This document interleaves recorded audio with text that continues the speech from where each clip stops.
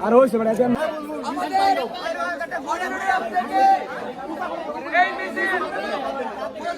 পর্যন্ত যাবে এবং আমরা তাদের হাতে মশার গুরুত্ব বজায় রাখবো কারোর যেন কোনো দুর্ঘটনা না ঘটে।